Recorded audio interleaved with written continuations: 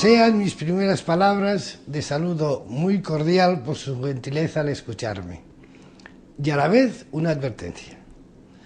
No les habla un filósofo, aunque he tenido la audacia de publicar unas lecciones de filosofía del derecho, sino alguien que ha intentado ser jurista.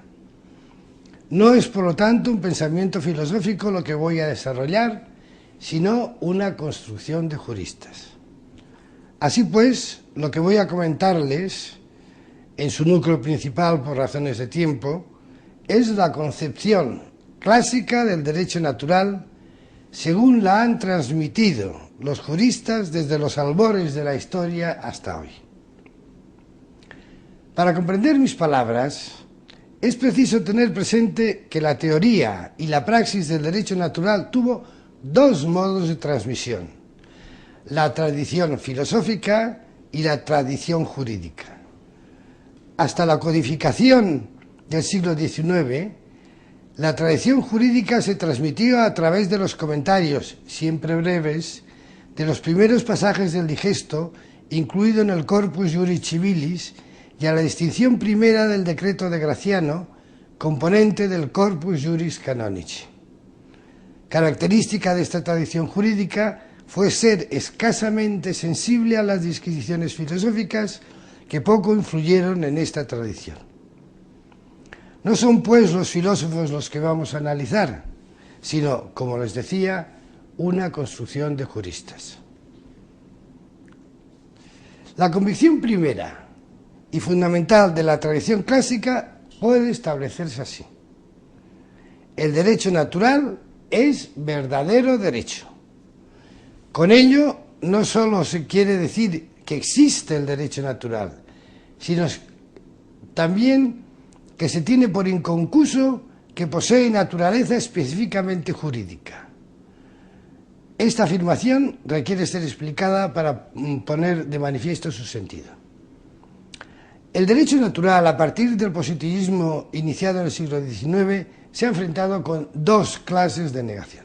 Por una parte, la negación de la existencia misma de un orden moral o jurídico natural o de cualquier elemento no puesto por el hombre que de una u otra forma limite o condicione el derecho positivo. Es el positivismo extremado.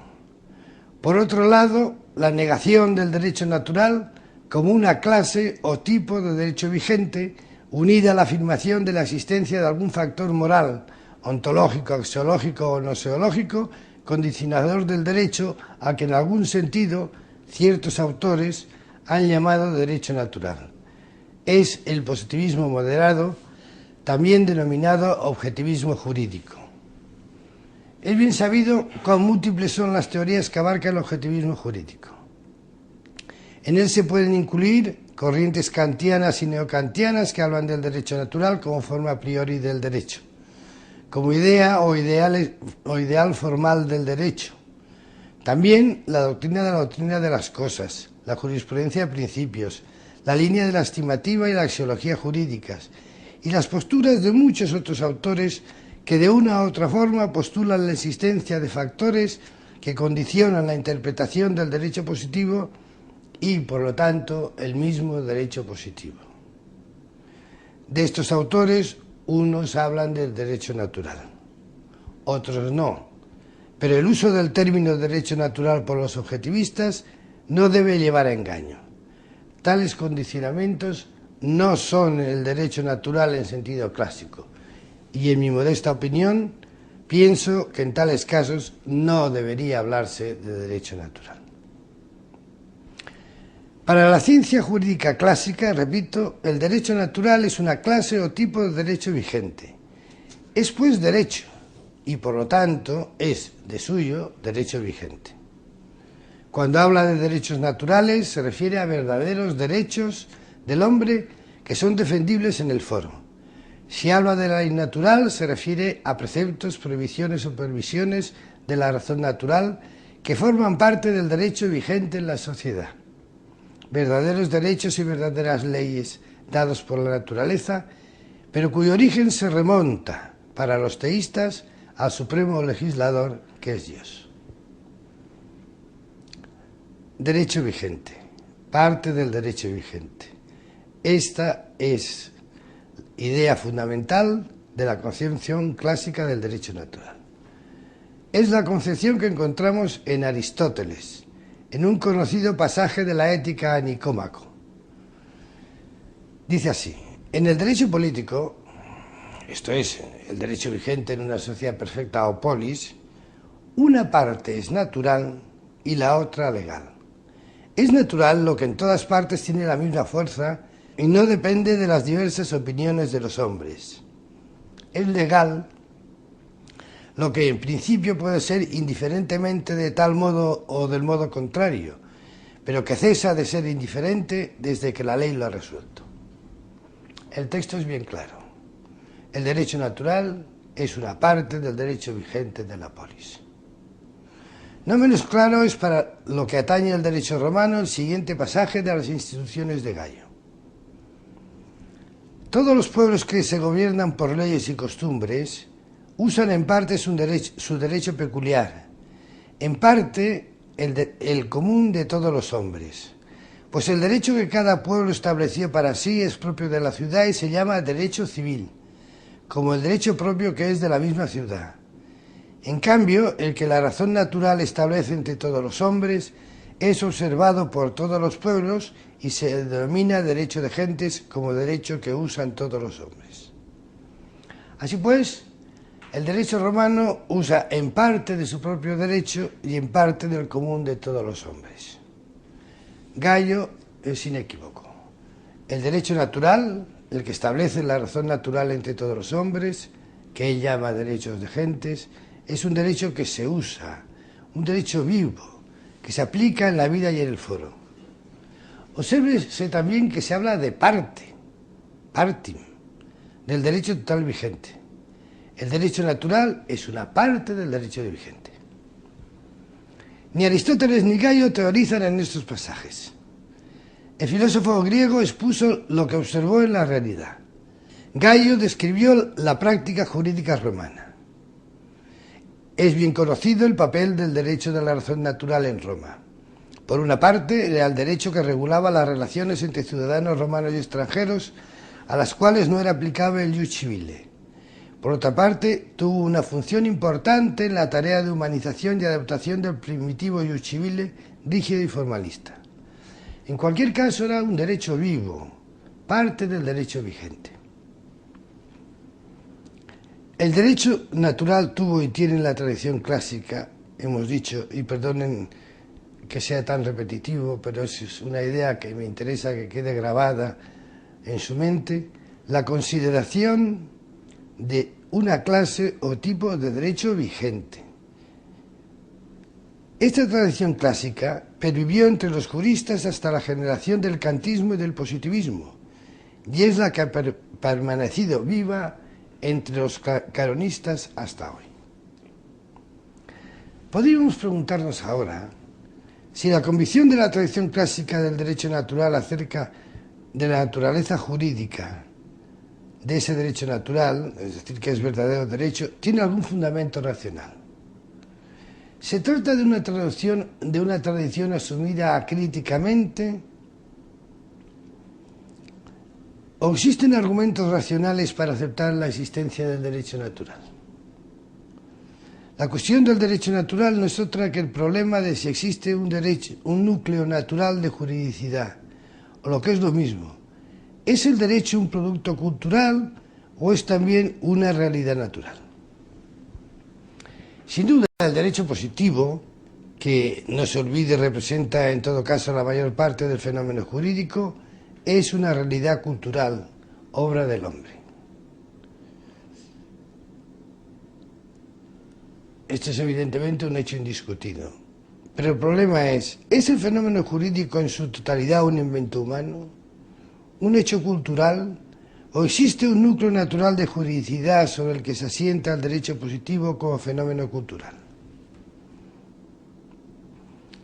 Una natural ajuridicidad, de modo que el derecho sea desde su raíz un hecho cultural apenas si es razonablemente sostenible, porque es axiomático que no hay hecho cultural que no tenga una base natural.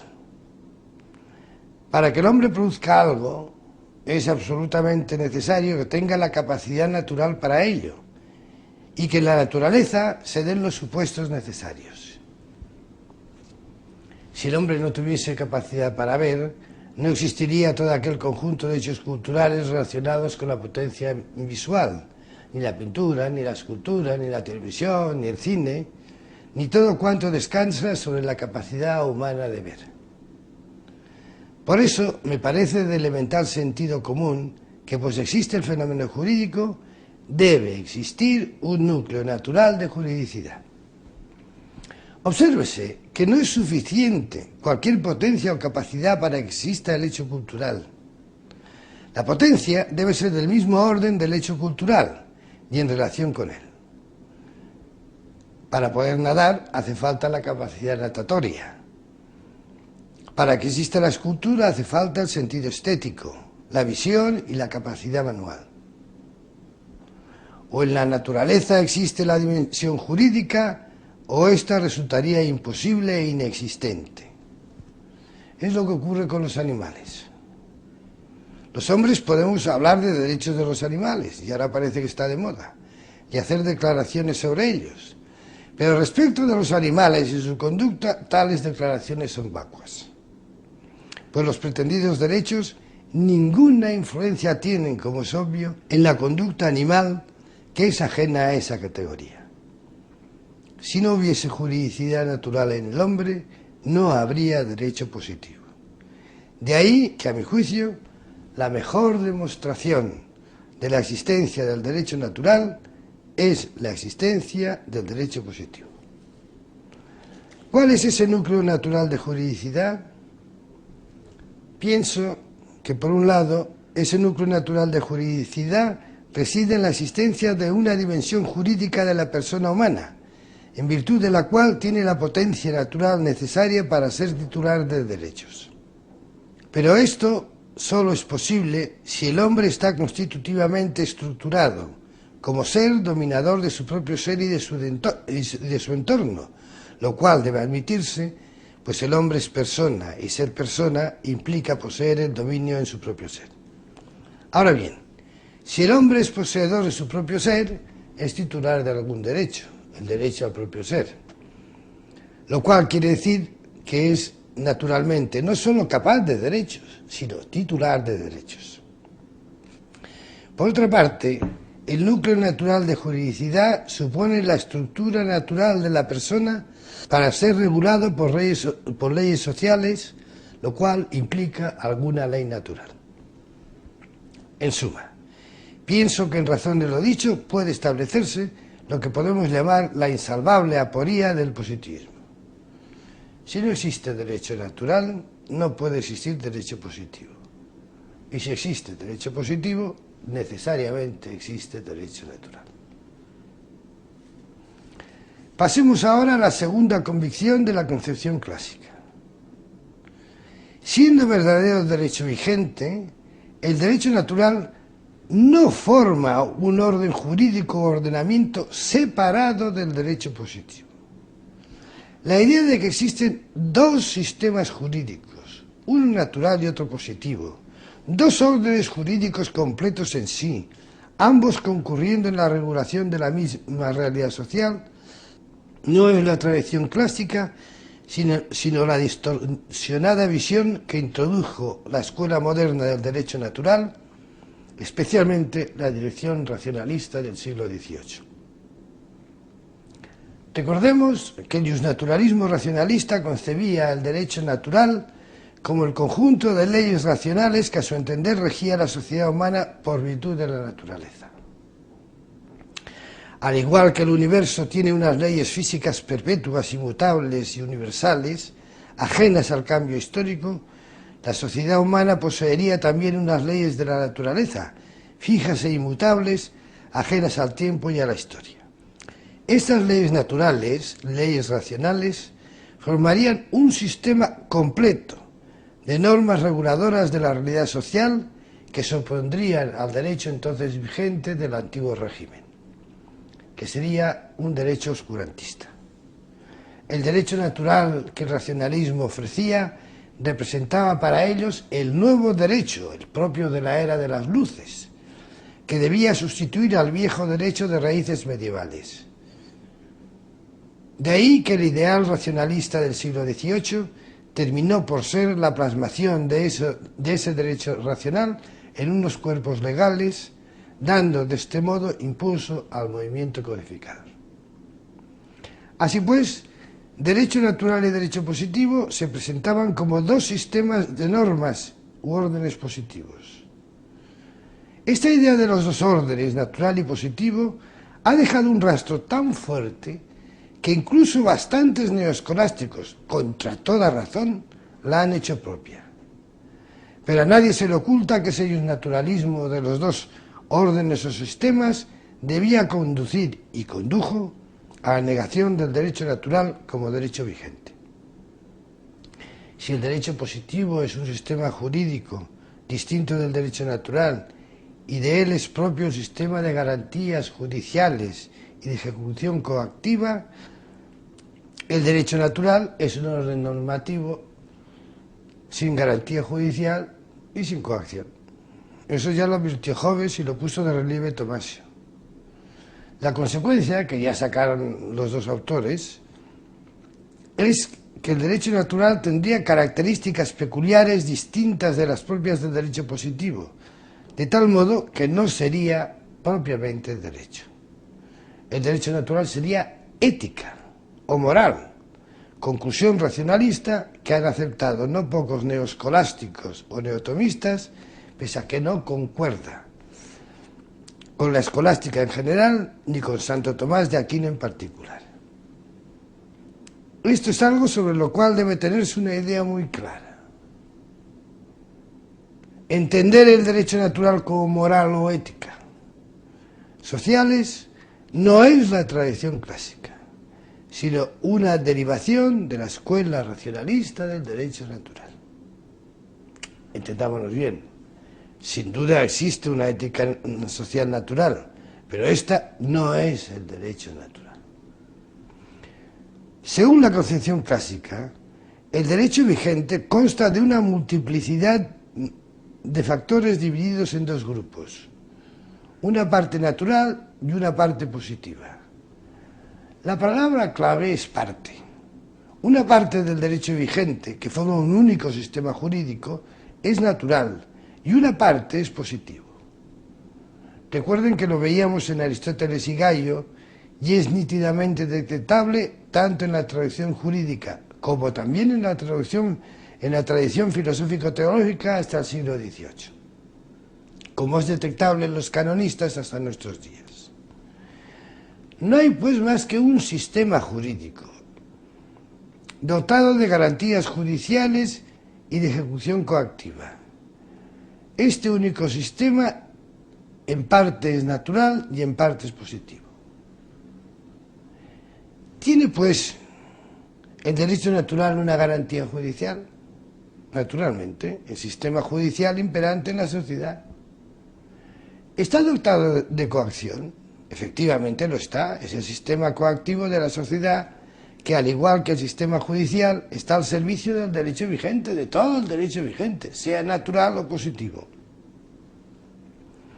Esto, bien lo sé, resulta de difícil experiencia en el ámbito de la sociedad civil, porque el positivismo reinante ha desterrado la mención del derecho natural en las sentencias de los jueces y en los alegatos de los abogados. Pero sigue siendo un hecho, pues el derecho natural no puede ser desterrado de la vida jurídica e interviene con nombres disfrazados. Principios informadores del derecho, principios de justicia, principios generales del derecho, ética, derechos humanos, naturaleza de las cosas. En cambio, es experiencia vivida en el ordenamiento canónico. En él es experiencia que conoce cualquier canonista y cualquier jurista familiarizado con la jurisprudencia matrimonial. Hablo de la jurisprudencia sobre el matrimonio porque el sistema matrimonial canónico es ejemplar al respecto. La construcción legislativa, jurisprudencial y doctrinal del matrimonio canónico es una admirable articulación entre derecho natural y derecho positivo en un único sistema jurídico. Constituye la mejor experiencia contemporánea de la tradición clásica. Que el derecho natural y el derecho positivo formen un solo sistema de normas tiene una serie de consecuencias, de las cuales quisiera aquí mostrar dos. En primer lugar, resulta vicioso para el jurista y el naturalista clásico hablar de una solución de derecho natural y una solución de derecho positivo en relación con una misma cuestión. Podría decirse, y de hecho se dice así, que en tal caso concreto la solución de derecho natural es una y la de derecho positivo es otra. Esto o es una consecuencia, o por mejor decir una inconsecuencia, de seguir un método positivista para interpretar el derecho positivo, o es una mala interpretación. Si el derecho natural y el derecho positivo son partes, elementos o factores del derecho vigente, en cada caso concreto solo puede haber una solución, que es la solución de derecho en la que se deben conjugar armónicamente los factores naturales y los factores positivos. También resulta equívoco hacer la distinción entre el derecho natural y el derecho positivo diciendo que el primero es el derecho que debe ser, mientras que el segundo es el derecho que es. No sé si se habrán dado cuenta de que tal afirmación es típica de la escuela racionalista del derecho natural. Dos órdenes normativos distintos, de los cuales uno, el natural o racional, estaría llamado a sustituir al otro. El uno es, el otro debe ser. Al mismo tiempo, es una forma sutil de negar la juridicidad del derecho natural. Es obvio que lo que debe ser, en tanto que debe ser, aún no es. Luego, si el derecho natural debiera ser derecho vigente, es que no lo es. No es esta la tradición clásica. Por todo lo dicho, no debe causar admiración que una serie de afirmaciones que han tomado más o menos carta de naturaleza en la ciencia y en la filosofía jurídicas no encuentren ningún eco entre los seguidores del justnaturalismo clásico. El derecho natural como orden ético-social, como idea del derecho o ideal de justicia, como derecho que debiera ser, o como conjunto de principios abstractos y generalísimos, no corresponde a la tradición clásica. Veamos ahora el tercer aspecto del que quisiera hablar aquí: las relaciones entre el derecho natural y el derecho positivo en orden a la interpretación del derecho. Es sin duda la interpretación del derecho la función esencial del jurista, cuyo oficio y misión consiste en decir el derecho, en establecer cuál es, en cada caso concreto, la solución de derecho. En relación con esta operación esencial del jurista, la tradición clásica da una serie de reglas, eso sí, más implícitas que explícitas, que en breve síntesis son las siguientes. Primera, el derecho natural mantiene siempre su índole de natural, aun en el supuesto de encontrarse asumido en el derecho positivo. En el caso de normas y derechos naturales positivizados, no deben interpretarse como derecho positivo, sino como derecho natural y, por lo tanto, según su propia índole. Tal sería, por poner un ejemplo, el caso de los derechos fundamentales declarados por la Constitución. Segunda, el derecho positivo debe interpretarse conforme al derecho natural en razón de la función propia de éste, ser base, cláusula límite y principio informador del ordenamiento jurídico. Esto no ofrece mayor dificultad al jurista por lo que respecta a la mayor parte del ordenamiento jurídico. Tercera, el derecho positivo no puede prevalecer sobre el derecho natural. En caso de conflicto entre uno y otro derecho, el positivo debe reconducirse a los términos del derecho natural. Este es el principio de prevalencia del derecho natural que constituye la piedra de escándalo de los positivistas. Ante este principio, los positivistas de todos los signos suelen rasgarse las vestiduras, augurando toda suerte de males a la ciencia del derecho y al ordenamiento jurídico. A su parecer, los principios de certeza y de seguridad se verían gravemente lesionados. Se introduciría la más absoluta arbitrariedad y temblarían los fundamentos mismos del Estado y del derecho. Una reacción tan exagerada y tan falta de contraste histórico nos muestra que es producto en buena parte de desconocimiento del principio, y es más una excusa que una razón. El principio se aplicó, y de ello tenemos ejemplos, por los juristas romanos, y desde luego entre las causas de la caída del imperio no parece que se encuentre este principio. Se aplicó durante la Edad Media y la Edad Moderna y tales efectos brillaron por su ausencia. Y se ha aplicado en el derecho canónico a lo largo de toda la historia y tampoco existe el menor síntoma de ningún cataclismo. El ordenamiento canónico ha gozado y goza de excelente salud, entre otras cosas, gracias a ese principio. No se piense que el principio de prevalencia conduce necesariamente a actitudes extremas, como la objeción de conciencia, la desobediencia civil, la resistencia pasiva, la resistencia activa o cosas similares. Es cierto que tales actitudes pueden ser la única solución justa y honrada ante determinadas restricciones de la ley positiva directamente contrarias a la ley natural. Pero se trata de supuestos estadísticamente escasos y puntuales. Lo normal es que el principio de prevalencia lleve a una tarea interpretativa que reconduzca al derecho positivo a ser coherente con el derecho natural. Pienso que con dos ejemplos tomados del digesto se pondrá suficientemente de relieve. Uno de ellos es el de un usufructo de cantidad que los juristas entendieron contrario a la razón natural. ¿Cuál fue la solución? Sencillamente entenderlo como un cuasi usufructo. Y en este sentido interpretaron el correspondiente senado consulto. Así en digesto 7.5.2 se lee: por este senado consulto no se dio vida a un propio usufructo de cantidad, ya que la autoridad del Senado, ¿se imaginan ustedes una sentencia del derecho, del Tribunal Supremo diciendo que tal cosa no dio lugar a eso, ya que la autoridad del Senado, es decir, ya que la autoridad del Parlamento no pudo cambiar la razón natural, pero introducido el remedio comenzó a admitirse un quasi usufructo? Otro caso se refiere a la capiti disminución. Pese a que el jus civile declaraba del todo incapaz al capiti disminuido, los juristas declararon subsistentes las prestaciones naturales. Es evidente, leemos en digesto 4.5.8, que aquellas obligaciones que contienen una prestación natural no se extinguen por la capiti disminución, porque el derecho civil no puede alterar los derechos naturales.